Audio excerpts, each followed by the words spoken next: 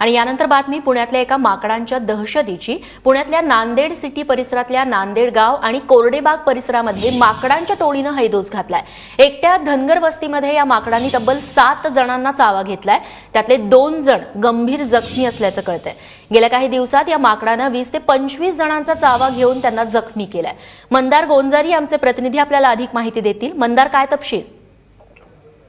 रेश्मा, पुण्यामध्ये आपण जेव्हा सिंहगड किल्ल्याकडे जायला निघतो पुण्यातून, त्या ठिकाणी नांदेड सिटी नावाची मोठी टाउनशिप आहे। त्या शेजारी नांदेड गाव असेल, धनगर वस्ती असेल किंवा आणखी काही गावं आहेत।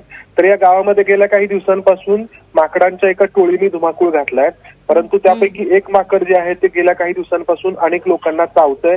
आतापर्यंत जवळपास 20 ते 25 लोकांना हे माकड चावल्यामुळे गंभीर प्रकारच्या दुखापती झालेल्या आहेत।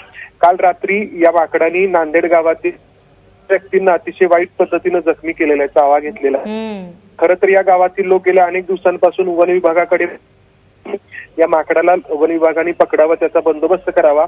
वन विभाग तसा प्रयत्नही करतोय, मात्र अजूनही हे माकड वन विभागाला पकडण्यात यश आलेलं नाही। मात्र लोकांमध्ये वातावरण आहे। रेश्मा, निश्चित मंदार, आणि किती दहशत आहे ते त्या सीसीटीव्ही फुटेज मधून आपल्याला दिसतच आहे। मंदार, धन्यवाद तुम्ही दिलेल्या माहितीबद्दल। तेव्हा पुण्यातल्या एका सीसीटीव्हीचं हे फुटेज आहे। बाईकवरून माणूस येत होता, मात्र त्या माकडाची दहशत बघून तो देखील तिथे थांबला। त्या माकडाने त्याच्याकडे कूच केली त्याचा चावा घेण्यासाठी आणि तिथून त्या माणसानं पळ काढला। हा सगळा प्रकार पुण्यातल्या एका सीसीटीव्हीत शूट झालेला आहे।